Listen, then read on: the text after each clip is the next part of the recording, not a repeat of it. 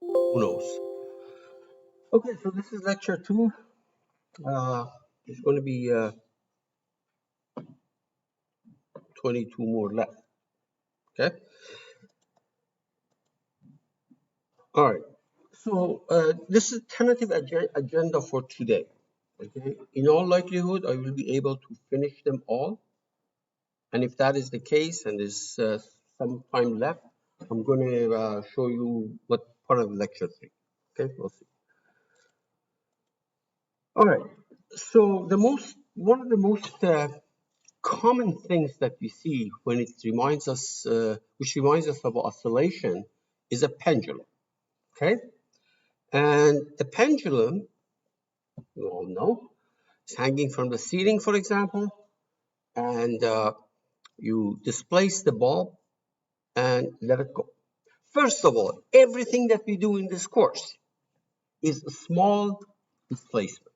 In other words, if you took this thing and put it way on the top and let it go, a lot of stuff that we do is not going to work until this angle of oscillation becomes small. Everything that we do in this course deals with a small displacement, therefore small strains, therefore small stresses, and that's why it works. Now, there you see a clear change between kinetic and potential energy. If there was no friction, the bulb at that right end point on the top, this point, see my cursor, you don't see my cursor, that's the other issue. I don't know what to do with the cursor, so unfortunately, at this point, there's not much I can do. So at position 1, potential energy is maximum because it stops. That stops there.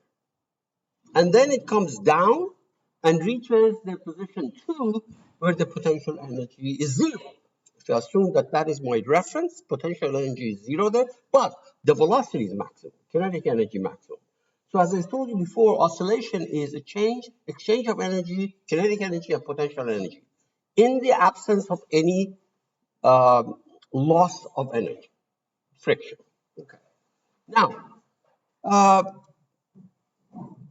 the formula for the frequency of oscillation of a bulb is square root of G over L. You may or may not know why, maybe from high school, from physics class, etc. We'll get there. We'll get that thing. I'll show you that. Okay. And notice that square root of G over L. G is the gravity constant. L is the length of the pendulum, length of the bar. That is the circular frequency. Its unit is radians per second. That's why when we divide it by 2 pi, the radian goes away, you get per second. So that is cycles per second, or hertz. Okay? We'll find out why that is the case. Now, this is a single degree of freedom system. 1 degree of freedom system. Because in order to specify the location of the bulb, all you need is one parameter, either theta, the angle theta, or, for example, the position x, horizontal distance of the bulb from that vertical axis. This is still a single degree of freedom system. Depends on how you want to describe that parameter. You can do it with theta, you can do it with x, but these are related. Because if you look at that triangle, if you look at that right triangle, if you drop a perpendicular from 1 to that vertical line, you can see that theta and x are related. X is equal to L times sine of theta. This definition tells you that the number of degrees of freedom of the system is the minimum number of independent. The key is minimum, and they have to be independent. So that is why this is a 1 degree of freedom system or single degree of freedom system. Definitely, I'll ask you questions like this. Among those short questions, I'll give you something and say how many degrees of freedom does this have. Okay? Now, let's move on. If there are any questions, please raise your hand, let me know. And I'm hoping that this is all being recorded. Okay. This is a single degree of freedom system, SDOS usually they refer to it, and I told you what it means. Now, let's see some other systems, single degree of freedom system. For example, a bar, a block sitting on a table attached to the wall by a spring, if you displace it and let it go, and there's no friction, this thing will go forever back and forth. Okay? There is an exchange in energy, again, kinetic and potential, because when the block reaches the very extreme, it stops. That's where the most energy is stored in the spring. When it reaches the equilibrium point, when it goes back to that middle point, think about it right now, the velocity is maximum. And there's no energy stored in the spring because it reaches the unstretched length of the spring. So it is a single degree of freedom system, and that degree of freedom system is X. I mean, look, you can choose, for example, measurement of X from some fixed location. Call it Y. Y and X will be related. Okay, so let's not worry about it right now. It just makes sense. Incidentally, if you took this thing and hung it from the ceiling, it's the same story, except that when you hang it from the ceiling, initially it's going to stretch and stops it. So that is going to be my equilibrium position. When you put it horizontally, it doesn't matter. The equilibrium position is basically where the spring is not stretched at all. So make sure that it's not stretched. But when you hang it from the ceiling, it goes to some location, stops. Now you can move it down and let it go. So it's going to hover around that equilibrium position, which is the stretch location.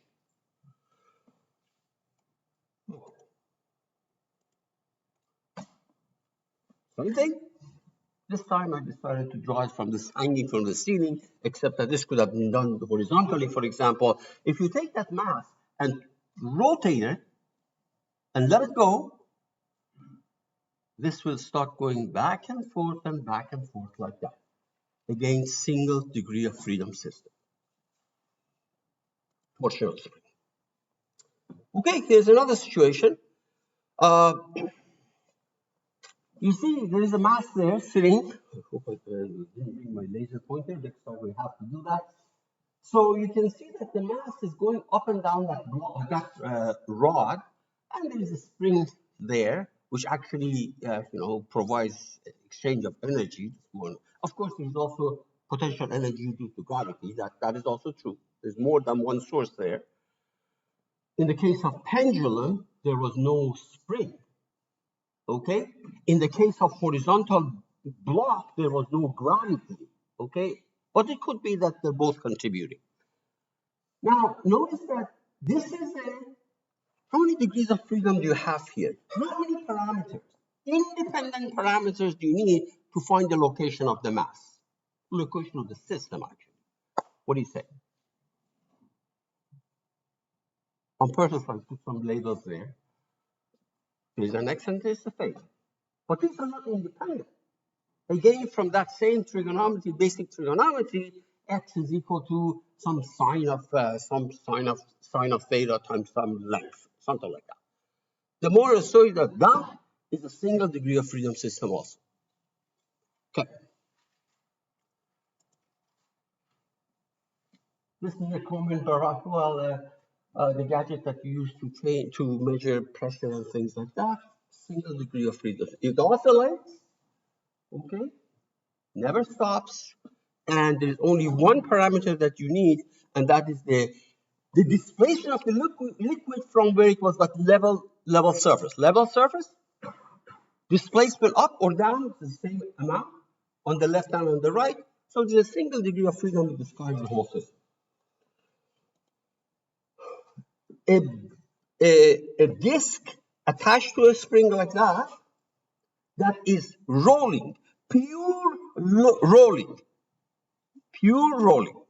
If you have pure rolling, the displacement amount And the rotation, they're related. These are the stuff that you did in your dynamics, rigid body dynamics course. And x is equal to r theta.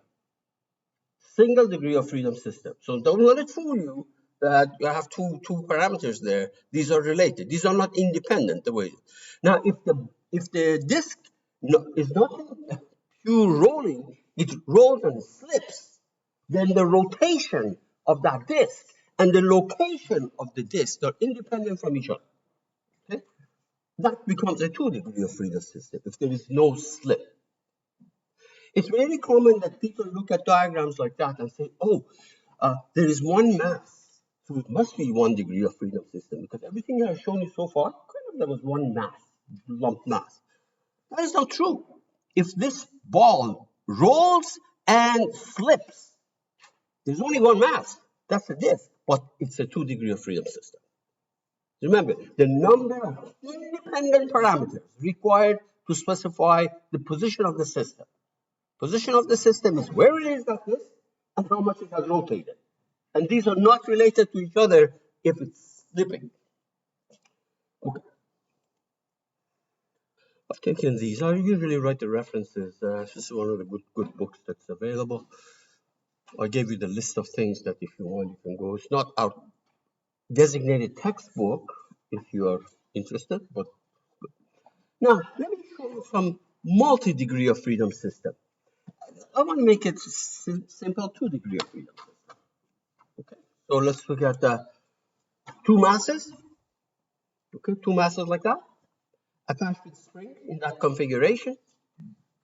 And this is a 2 degree of freedom system. Do not let it fool you, because if that spring K2 was actually a rigid mass. So mass, something rigidly attached to it. It looks like there are 3 masses, but that is not any different from having a single block and a spring. 1 degree of freedom system. If that spring K2 was actually rigid. Okay? But if it's not, this is a 2 degree of freedom system. And you can see why, because to find out where the system is, you need 2 things. Where is mass 1? And where is mass 2? And these are independent from each other. But if it was rigid, if that K2 was not there, it was a rigid link, when you move mass 1, mass 2 move the same amount.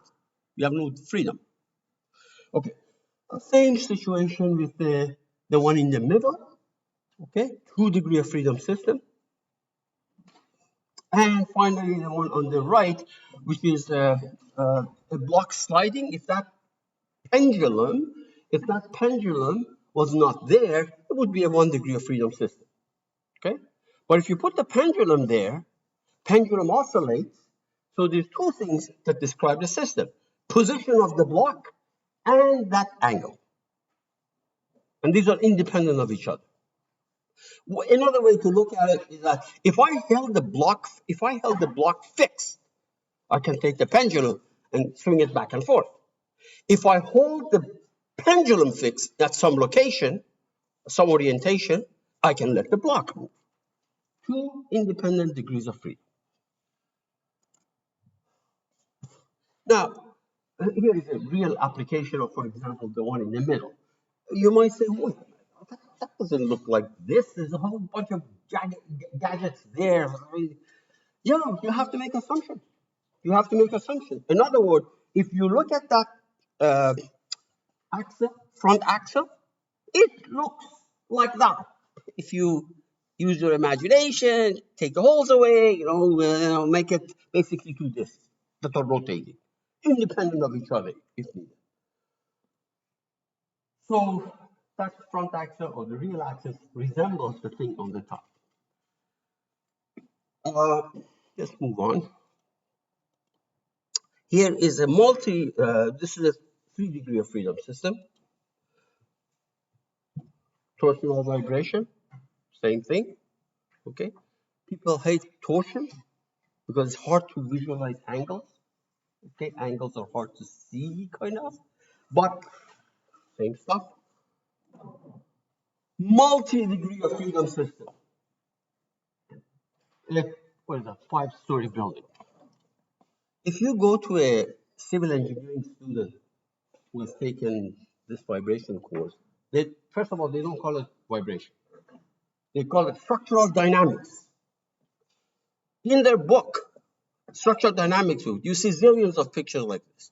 Because the very first thing that they do to design high-rise, or not even high-rise,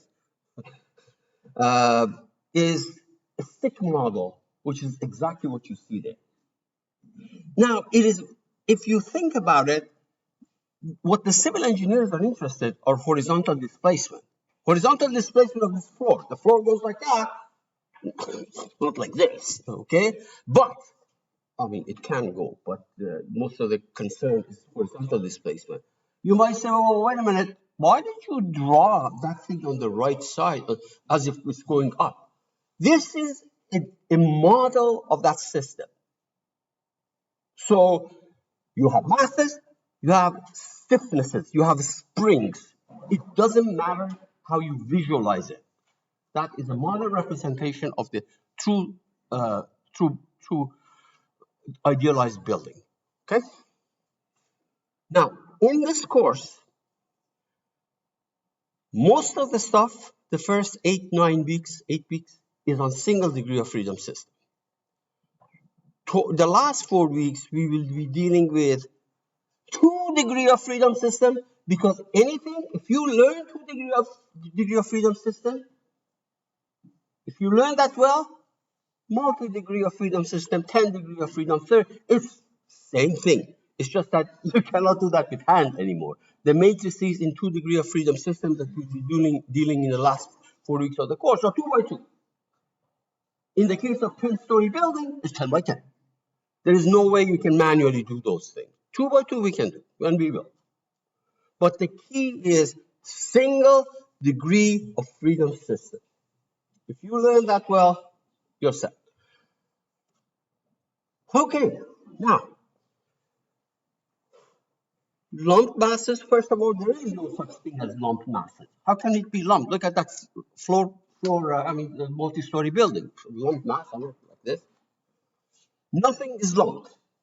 If you take this and you hit it, it starts vibrating.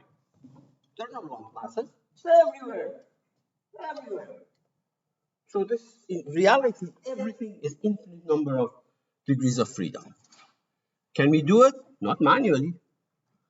So what we do is we use finite elements. We use finite elements to reduce the infinite number of degrees of freedom to 50 degrees of freedom or 30 degrees of freedom, depending how fine a mesh you have. And for that, we can go back to the multi-degree of freedom system. That's the way a finite element works. Okay? Reality, everything is infinite dimensional. So we break it down in real problem into fewer degrees of freedom than infinite. That depends how fine your mesh is. And out of that, you get stuff that you know to do for 2DOF. I was going to say something, yeah. So the question is, how do we go from, for example, from this infinitely distributed mass in a elementary way? I like to say finite element. Say, okay, I've done it, but I don't know what it is. I don't know how it's done. Think about it like this. Think about it like this. Pretend that this mass is divided into 50 tiny masses. Okay? In between those masses, there's something, the bar, the beam, that acts as a spring. So this is a very naive and wrong way of doing it, but finite element does exactly that thing, except in a systematic way. I don't have to do this lecture again. Hoping that the voice is recorded. Okay. Now, there are different ways of classifying vibrations or oscillation, vibration, the model. One of them you already saw, single versus multi-degree of freedom. Okay? So the other one is when you have vibration, is it a forced vibration or is it a free vibration? Free vibration, imagine that situation. On the right-hand side, you move the mass to some location and let it go. Let it go. There is no external horizontal force acting on the system. There is a force acting on the mass. I agree. It's coming from the spring. But on the system as a whole, there is no external force. The only external force that you're acting is the weight, but there's no oscillation in the weight direction. All the oscillation is in the horizontal direction. Nothing external on it. All I did was initially move the mass, let it go. So it goes back and forth without any force acting on it horizontally. Any external force. That's why it's called free vibration.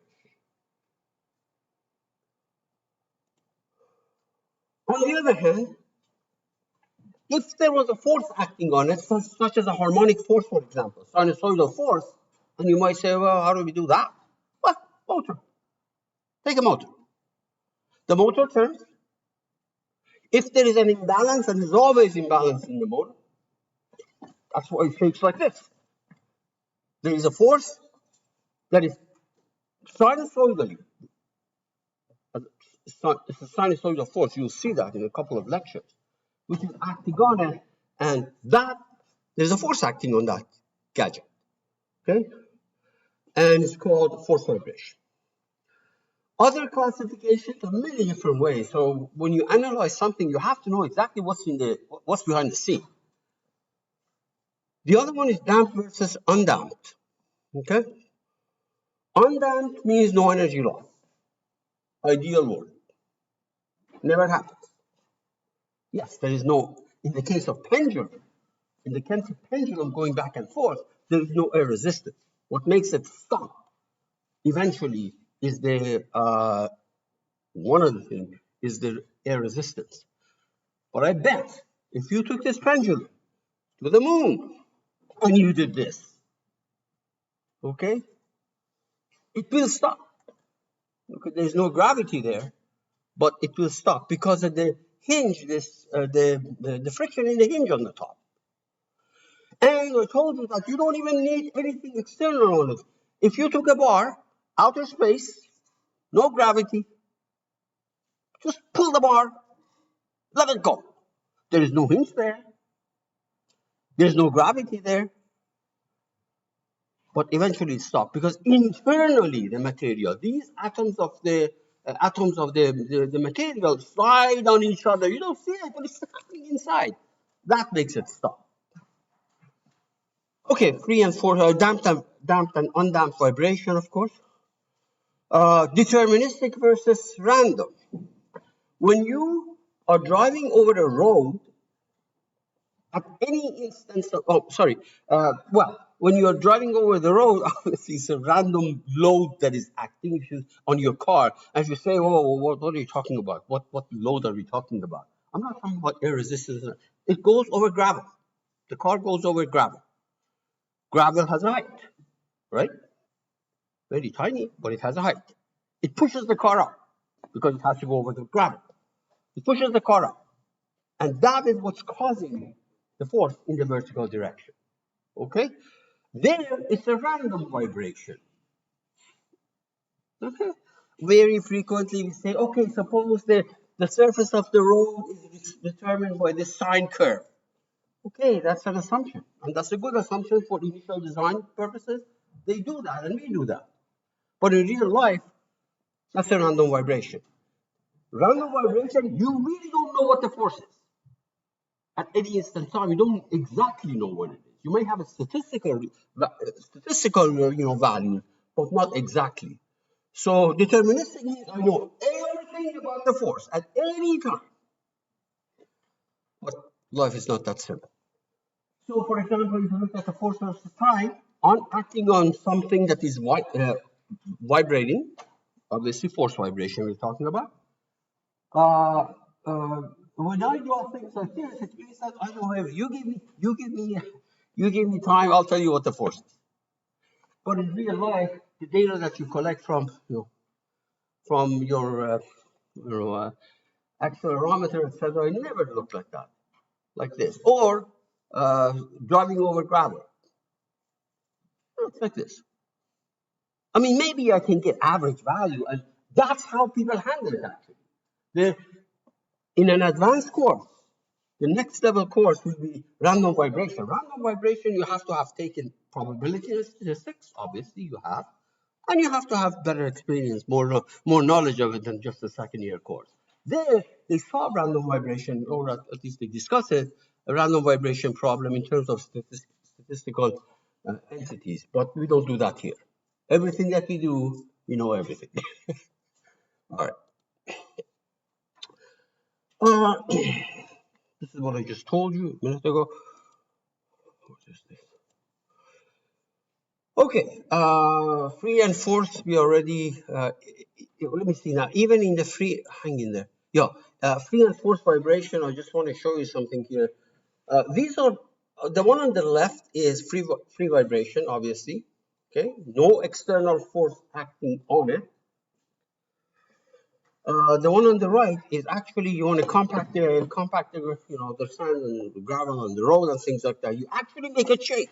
You make it shake.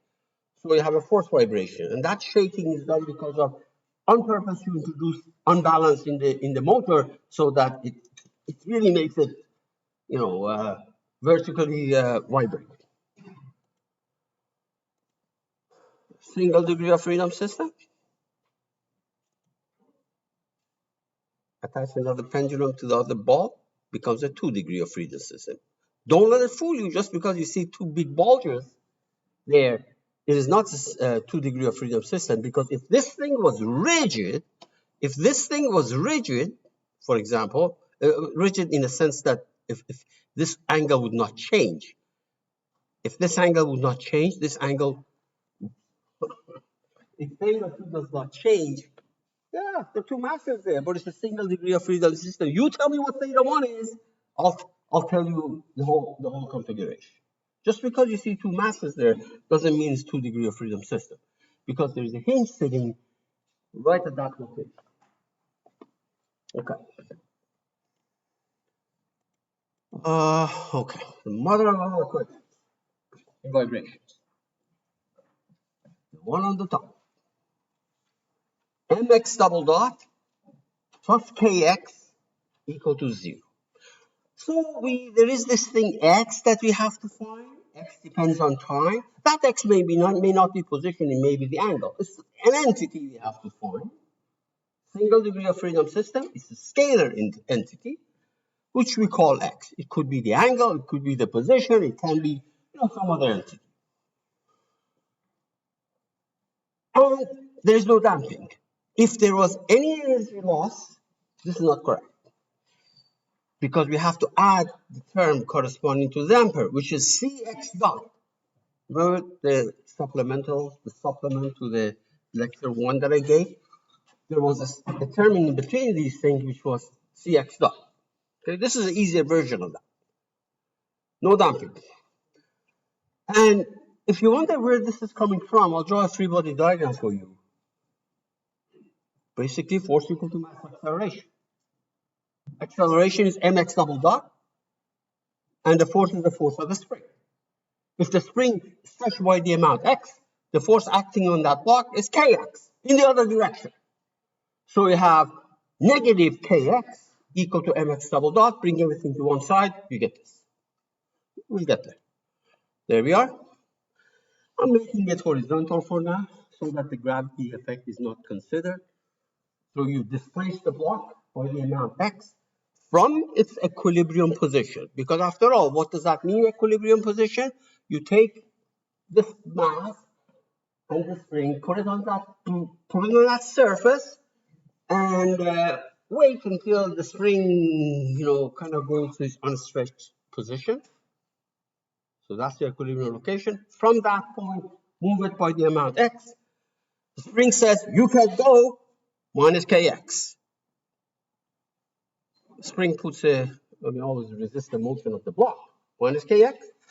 Write the Newton's law for this. Minus kx equal to mx double dot. Bring everything to one side, right up there. Now, I want to solve that. And in fact, when I did those three problems for you in the addendum to the video, I did it a little bit differently, but we'll get there. We'll see why. Because your The math prof, when he gave you or she gave you an equation like this, and you have seen it, guaranteed, said, okay, let's assume a solution of the form e to the st. He might have called it lambda t, e to the st. Plug it in there, get the values of s, just like I did it for you in the videos, and then says, okay, so we have whatever the value of s turns out to be. For example, if s came out to be complex, obviously, it will be complex. Sine of 2x, for example, and cosine of 2x. Notice that I'm showing you right now something that may be awkward to you. Say, well, this doesn't look like that. This doesn't look what you did in the video or the instructor taught me my differential equation course, because it's right there. It doesn't look like that. First of all, don't let it fool you. If you use the trick identity sum of the two angles, sine of sum of the two angles, you can immediately expand that sine of omega nt plus phi into two terms, two expressions. And then when you looked at it carefully, you see that, oh, still that sine plus cosine, but multiplied by some junk in the front. But anyway, this is how we're going to go for now. I will look for a solution like that. Okay. So I'm going to take two derivatives and put it up there and find out what is this omega? What is this omega n? What is phi? What is a? I have to find out. I don't know what omega n is. I just threw it at you. All I gave you was an m and a k. That's it. Now I'm saying that the solution looks like that without telling you what omega n is, or a, or phi. We'll get there. So you take x, differentiate it, you get the second line, differentiate it again, you get back sine with a minus sign in the front because the derivative of cosine is minus, and times another omega, omega squared. You take these and stick it in that top equation.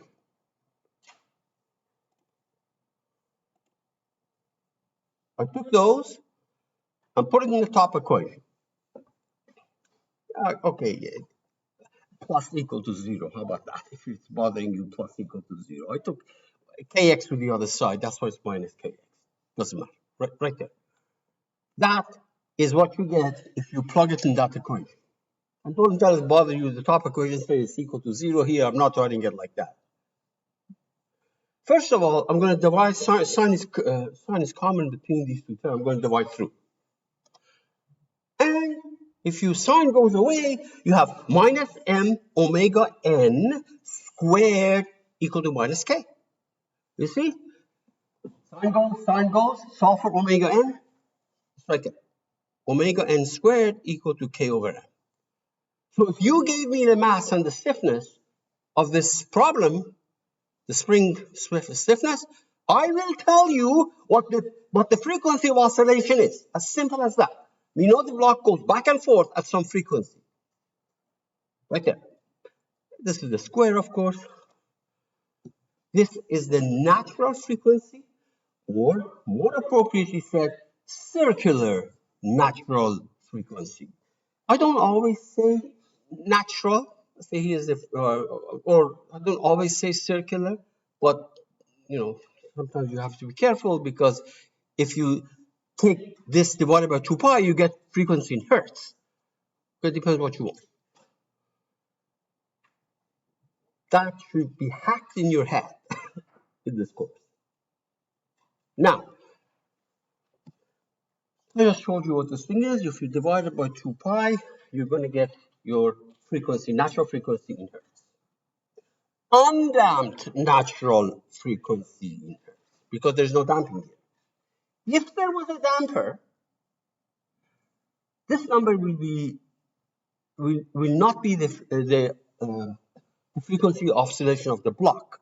Okay, we'll get there, but we're not considering damping here. Move on. I just told you if you do this, or you take the frequency in hertz and flip it, you're going to get the time period. So I give you m and a k. You know what the natural frequency is? If you in radians per second, If you take 2 pi and divide that by 2 pi, you get the same thing in hertz. Okay? And of course, if you want the period of oscillation, how long does it take for this block to go from here, one extreme to the other extreme? It's the period right there. Okay. I just wrote that period on the top for you again.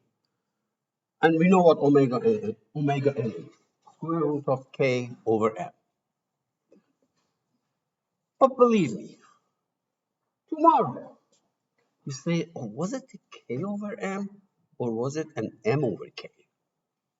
I mean, obviously you can go and do it from the beginning and find out what it is, and it's not hard. You take a sign, plug it in, differentiate it twice, plug it in, you're going to get the value.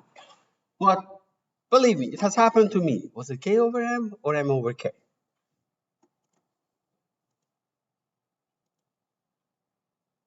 We know it's k over m, by the way. We know that. I did it for you. But it's common. So how do we figure it out? Think about the slinky. Slinky or slingy? Slinky. Slinky? Okay. Okay, good. Think about the slinky. If you took a mass there and let it vibrate, it'll take a long time to go down and up and down and up, right? So the period is large. Slowly, period is large. Frequency is small. If you look at which one of these, which one is smaller when k is small? It doesn't have very much stiffness, you know that. So it must be that top one. It must be that top. Small k, small period.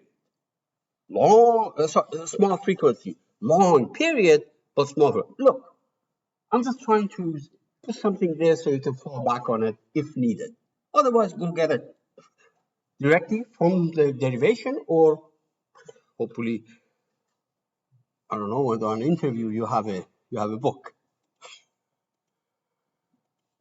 Okay, oscillation time big, frequency small. Frequency small means because k is very small here, it must be this formula, not that one. Okay, so imagine that we have the block and we move it, and we let it go. We know exactly what happens to the block, back and forth, at a frequency that we know what it is, square root of k over m. So omega n is known from this point on. You may write it like that, but we know what it is, square root of k over m. We know that the solution looks like that, but if you gave me the time and says, where is the block? Well, I better tell you, the block comes from this equation. You gave me the time, I better know what A is and what phi is, because I know what omega is. See, you give me the time, you ask me where is the block. That's the formula. But I better tell you what A is and what phi is. I have to get it. Omega n, there is no problem. Okay. Suppose we took the block at the location x naught. Displacement by x naught, 5 millimeters, 6 millimeters. Okay, at time t equal to 0, it is that number. In that top expression, I put t equal to 0, and instead of writing 5 millimeters, I said x subscript naught, x naught equal to, there we are, a times sine t 0, that's why I put a 0 up there. And of course, if you look at this, it says x naught equal to a sine phi. I know x naught, I displace it by 5 millimeters. I know x naught. I don't know a and phi. That's one equation. And when I move it to this location, I can let it go, or I can give it a kick, a velocity. That's entirely up to you. So you move it to that location, release it, velocity 0, give it a kick, there's some velocity that you gave. So let's call it V naught. And you know how to differentiate that, the top thing on the top, plug in t equal to 0, and you get your thing on the very right hand side. Two equations, two unknowns. X naught and V naught are known. You did it. You know what it is. Out of this, you solve for A and phi. That was a deal, right? Then I know everything about this motion. So I've done it for you. It's very easy. If you, for example, square these two and add them up, you see that? Square those two. This equation 2 and equation 3. Equation 2 and equation 3. If you square them and add them up, you're going to get sine squared plus cosine squared, which is 1. And that immediately will give you A. Like that. Any questions here? And phi, you have the sine. If you know A, you have sine of phi. And to find phi, for example, you take inverse of sine or inverse of cosine. It is very common that people actually divide these two equations together. The equation 2 and 3, people divide it, A goes away, right away, and you're going to get tangent of phi equal to that ratio, and there you are. Okay. So this is so simple now.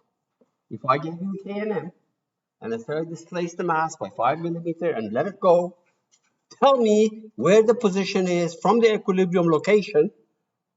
After 5 seconds, just get your A, get your phi, and you know omega always square root of K over M, and you can tell me exactly where that block is.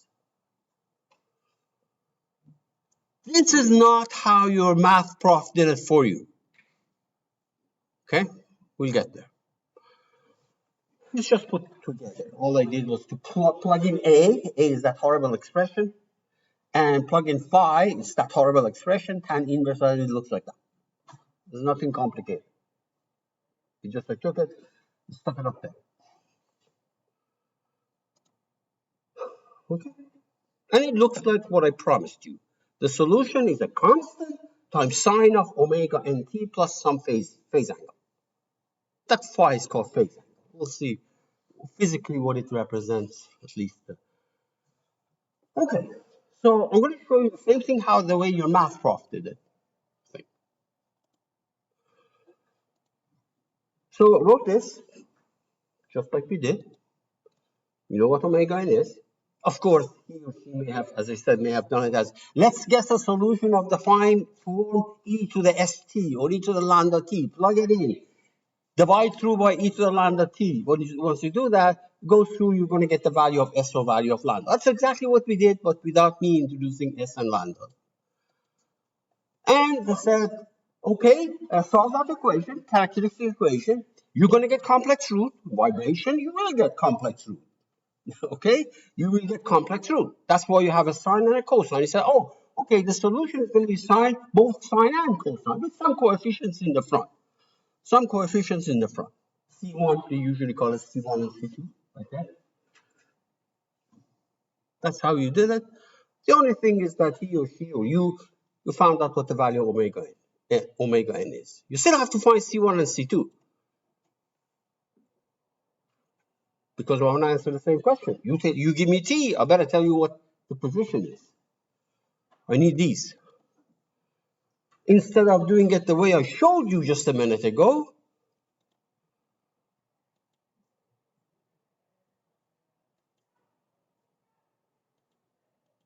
am I doing it here? Yeah. Okay. Whoa. Wait a minute. Let me go back here. Okay. I showed you how to get A and phi. I just did it a few minutes ago. Your math prof probably will tell you or told you that, okay, you want to find C1 and C2? No problem. Give me your initial point. When t is something, 0, give me the value of x, just like I did it for you. And give me the velocity, initial velocity.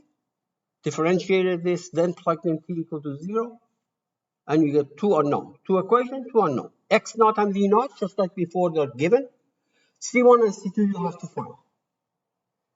And you might say, wait a minute, you didn't do it like this. You found it as A and phi.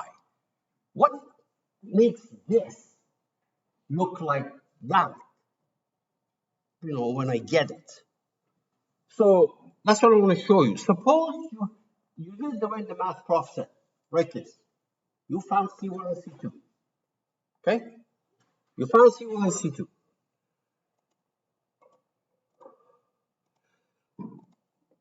Like that.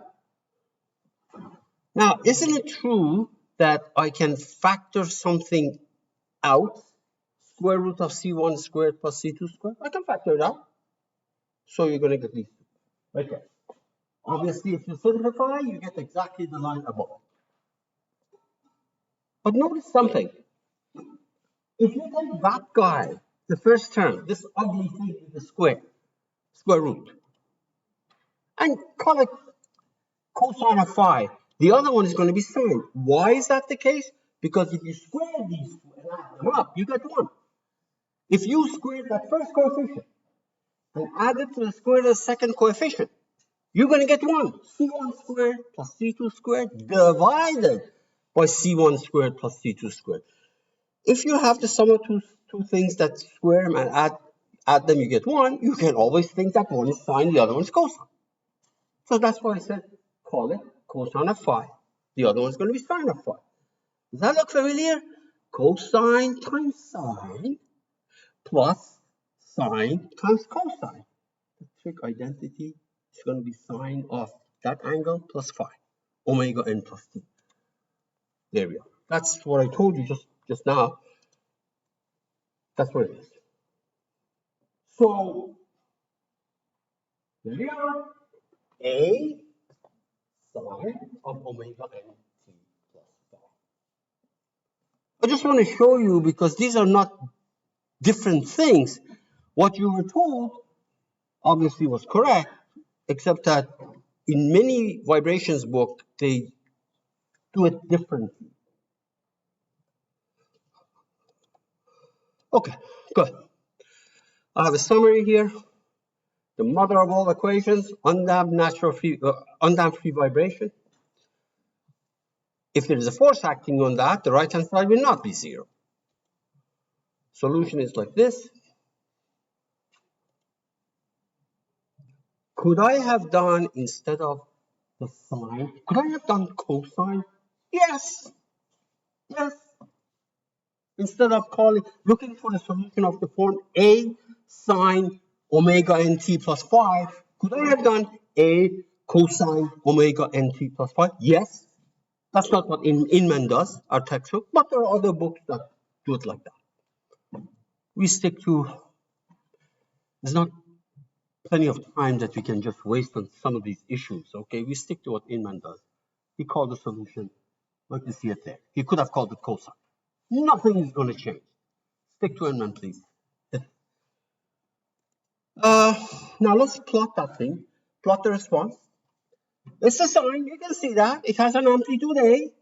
The amplitude A is plotted for you there, A, on the right side. And the corresponding value of A, we worked it out. It came out to be that stuff. You can see that. Period is 2 pi over omega n. Peak to peak period or trough to trough period. 1 cycle is that period. And notice that in that expression, when you put, for example, phi, let me put it this way. When t is 0, x is not 0. You can see that, okay? When t is 0, x is not 0. Actually, x is this much. X not your initial value. But the more this angle, this thing, people call it phase angle. There is not much physical intuition here. Okay, this angle is phi over omega n. This angle, this thing, is phi over omega. Because after all, the value of t here, see the value of t here, is negative phi over omega n. If this length is phi over omega n, this t over there is negative phi over n, phi over omega n. And if you take t equal to negative phi over omega n, you get sine of 0, you get x equal to 0, which is that location. Let's move on. I don't want to dwell too much on this because there's no physical thing in this particular part right now. Okay. This is all summary. Everything here was already there previous. Now, so we take this thing and hang it from the ceiling. This time, instead of being sitting on the table, we take that same configuration, hang it from the ceiling.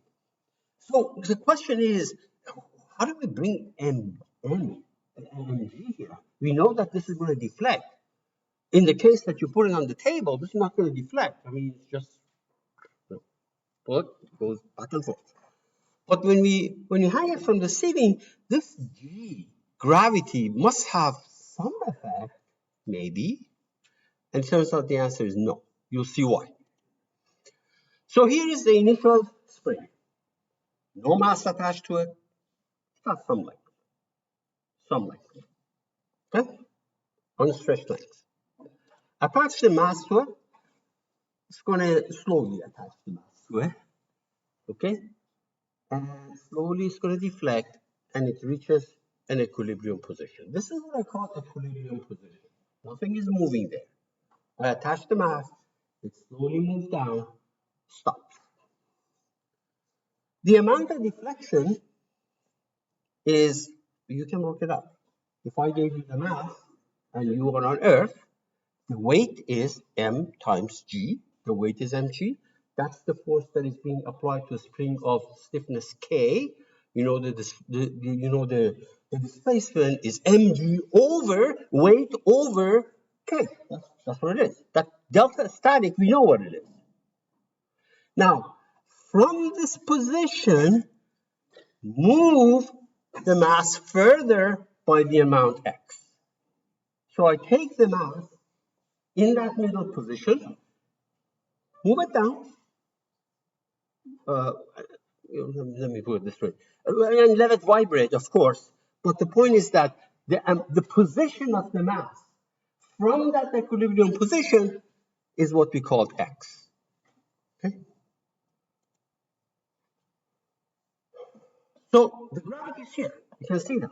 I said there is some deflection initially, so they must be popping up somewhere. So let's draw the free body diagram of the mass. Well, there is the weight acting downward, right? Weight acting downward. And there's a spring force which is pointing up. How much this spring has actually stretched?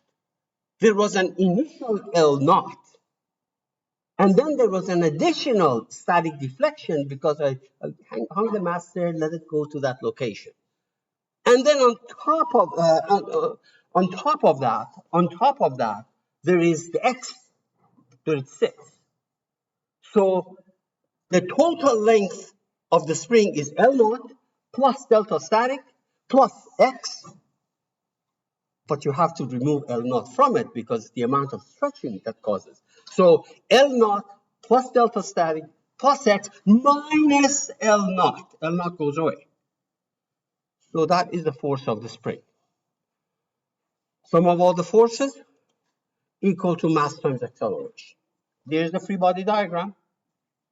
Mass times acceleration, I wrote it for you. There we are. And clear it up, plug in these values. Notice that F goes up, mg goes down. That's why one has negative, the other one has positive. But if you multiply it out, K times delta static is exactly what mg is. I told you that the amount of static deflection is the weight divided by K. So the point is that that term and mg cancel each other out. And the equation that we get is the mother of all equations if x is measured from the equilibrium position. Equilibrium position is that position where I took the mass, let it settle down once I hung it to that. That is the equilibrium position. You might say, well, I don't want to do that. I don't want to measure mass from position of the mass from the equilibrium position. I want to measure it from the ceiling, for example. You can do that. And I'll show it to you what you get in a minute. It's going to be a nonlinear equation. This is good. I like it. But when you do it differently, for example, measuring it from the, this is from the unstretched position, not the ceiling. Unstretched position is the position on the left, okay? Just write it down. You see that the equation that you get is not that nice mx double dot plus kx equal to 0, but it's equal to mg. Why would I do that? I mean, why would I do that? You can do it. It's not a big deal. You can do it. But that's not ordinarily what we go through. I mean, please look at this free body diagram and convince yourself that's the case. Because look, I'm saying x is measured from the unstretched position. If x is measured from the unstretched position, the force in the spring is kx, up. That's why this force is kx, because it's measured from how much from this location. Before it was measured from here. Now it's measured from there. You can do an entire vibration course based on this kind of thing, but it's not necessary.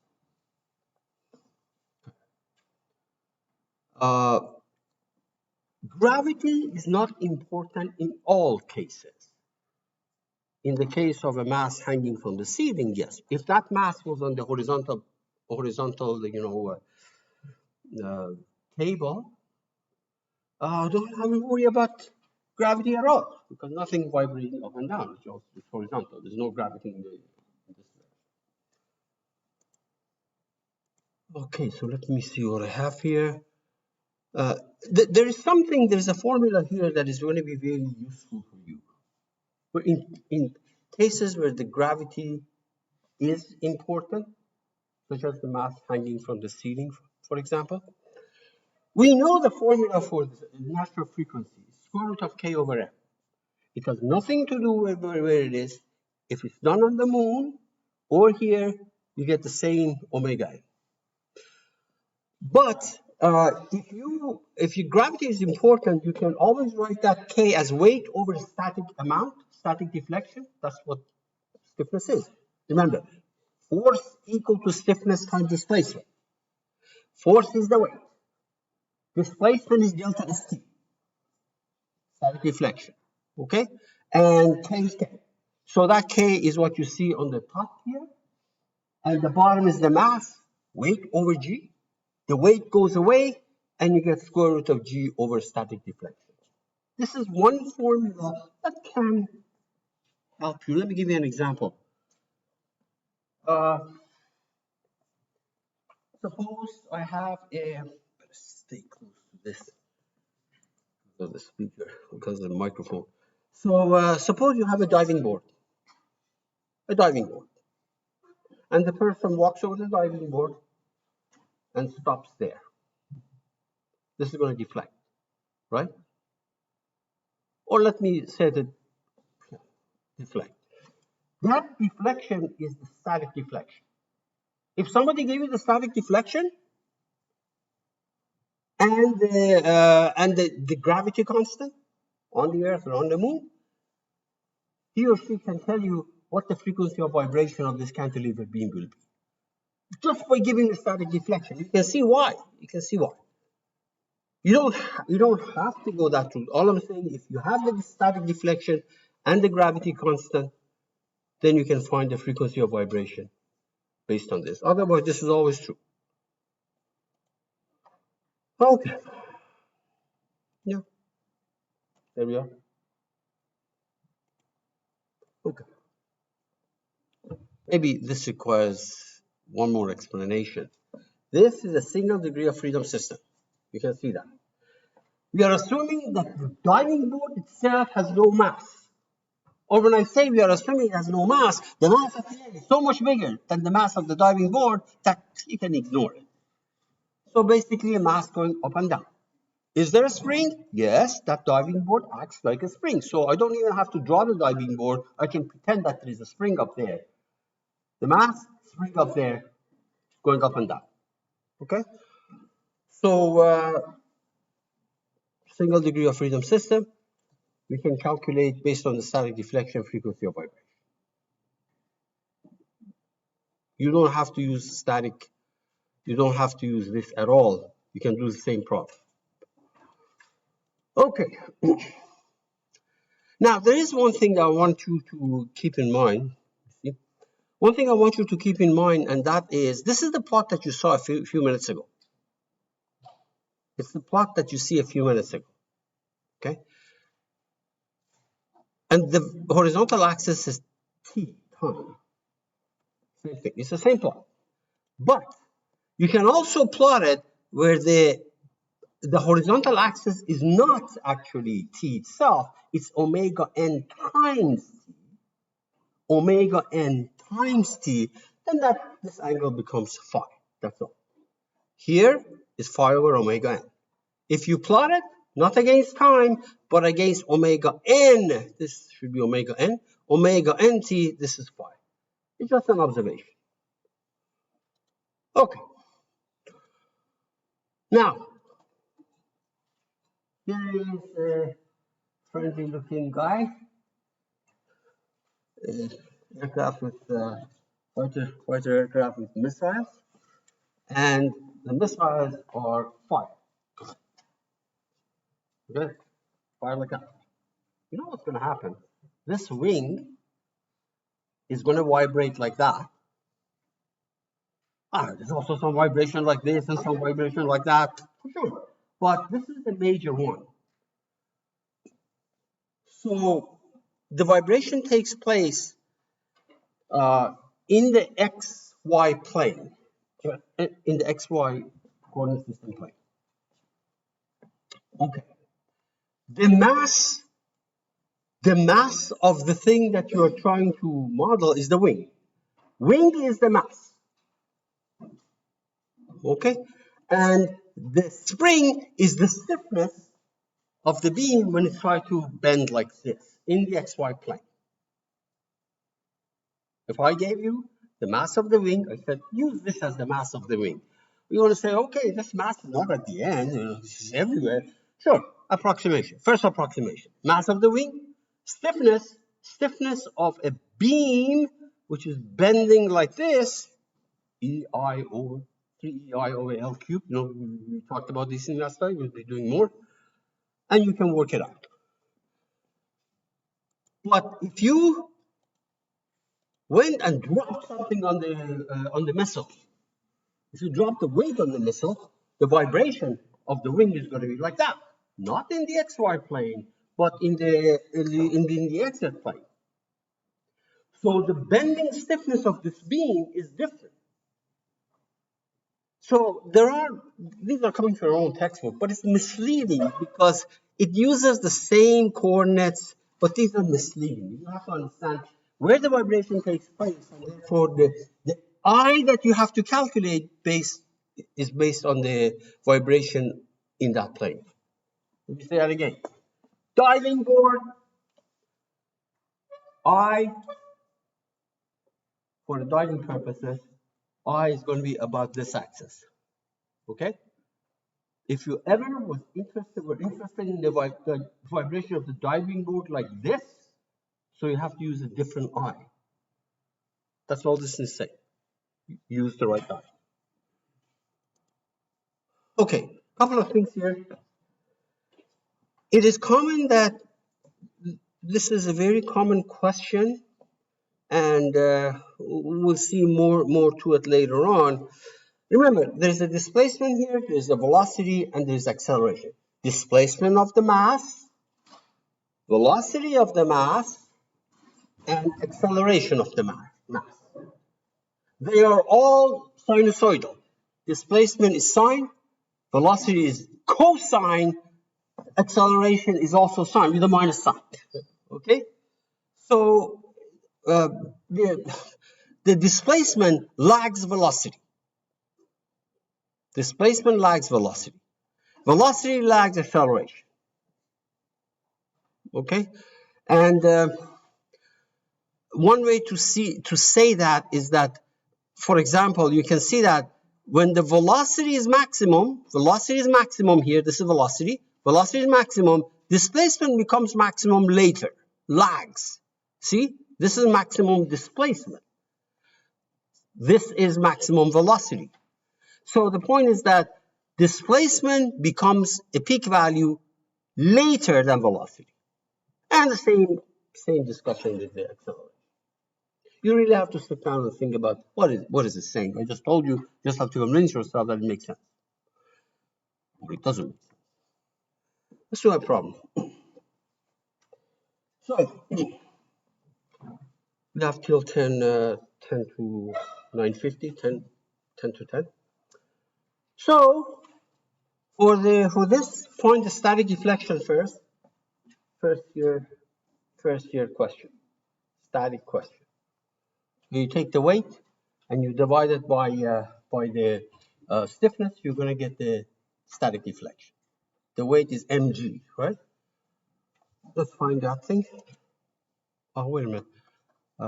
Determine the static deflection. I forgot to do that first, but we can do that in a minute. Okay, so it says then find the time period and frequency of vibration, etc. System period and maximum velocity, etc. If the block is displaced downward by 10 millimeters, 0.1 millimeter. Okay, a couple of things. Omega n has nothing to do with displacement, velocity, and things. Omega n is a characteristic of that system. Square root of k over n, as simple as that. So, I wrote it like this, by the way. It's a very common way of writing it. You don't like it, you can leave it like this, but this is very common because this is the square of k over n. Just plug it in, you get your natural frequency. Divided by 2 pi, you get the same thing in hertz. Okay? 6 divided by 2 pi, also natural frequency, but in hertz. Flip it, you're going to get the time of the oscillation, period of oscillation. Okay, what else is that? I can plug it in these because I know omega n, and the value of a and phi, remember, comes from the initial velocity and initial displacement. We have those ugly formulas for it. They're not ugly when you think about it. No. This is released from rest. V naught is 0. Immediately you know V naught is 0, right? There's a formula for A, and there's a formula for phi. These are repeats from 50 minutes ago. But if V naught is 0, notice that you get A equal to Y naught. That should be like that. And on purpose, I kept this thing as Y. X, Y, theta, etc. It doesn't matter. You're dealing with a single degree of freedom system. Instead of calling it X, I like to call it Y. So notice that when V naught is 0, this thing reduces A equal to V naught. That's a no-brainer because when you write the solution like that, this is the amplitude of the displacement if there is no velocity. And if you don't want to think about it, just plug it in. V naught is 0. And your Y naught is 0.1 millimeters. These are given right here. Released from rest, equilibrium and released from rest. It doesn't say rest, but that's assumed. So you get A naught, you get A, and you get angle phi. Because remember, this was there. If this is, if V naught is 0, look. If V naught is 0, tan inverse of infinity is pi over 2. You see that? If V naught is 0, this becomes infinite. Tan inverse tan of infinity is pi over 2. And there we are.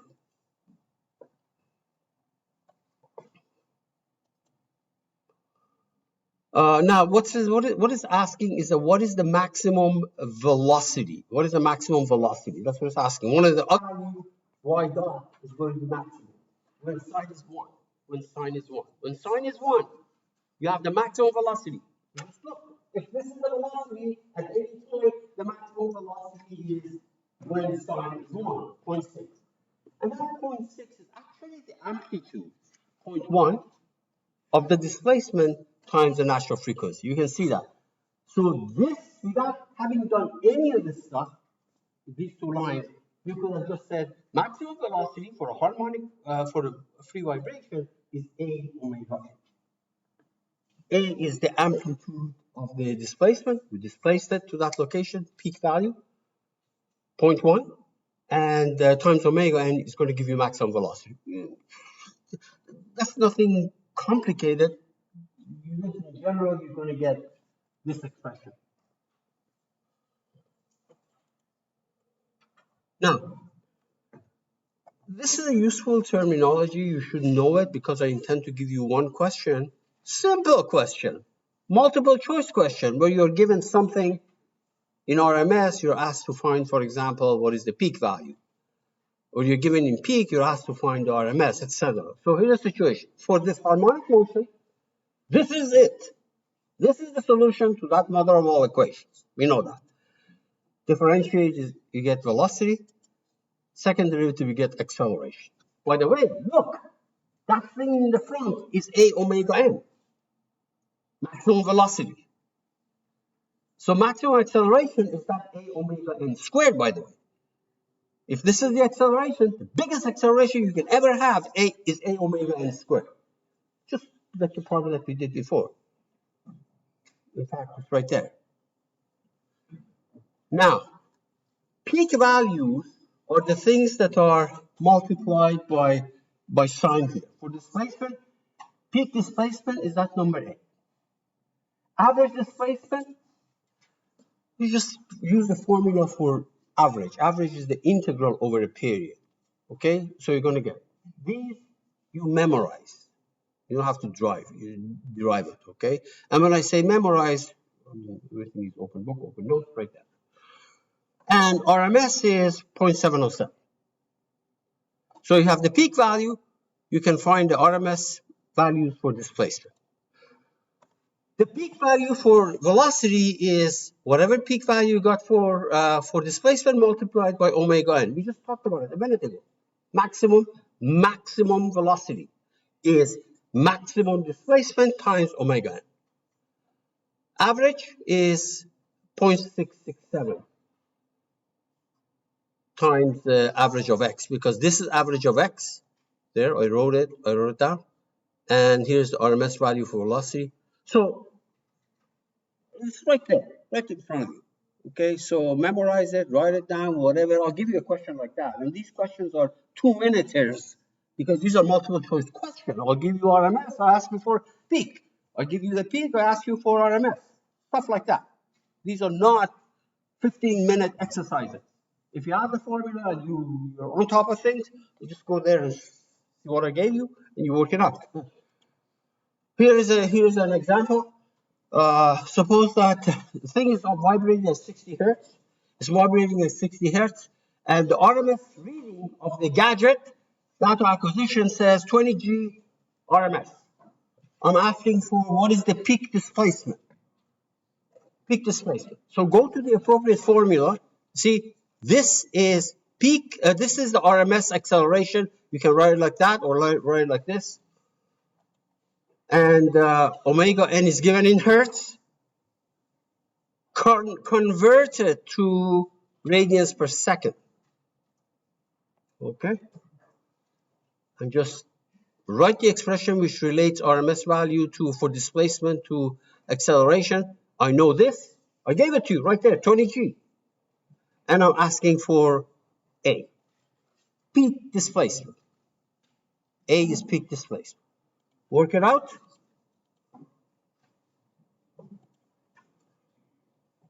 If you use this expression directly, you're going to get the RMS displacement. And if you get RMS, you can convert to, right here, you can convert it to peak value. Okay? Just 1 second, please. I want to see what else is there that I haven't covered. Okay, there's only three slides missing, so I will, hopefully everything else recorded.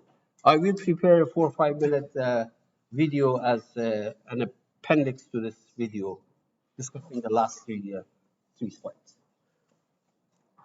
Okay, so see you on Thursday. Now remember, Thursday, I will post your homework on Wednesday night.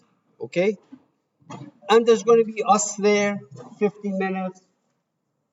You want? You need help? You come. I'm not going to do anything specific.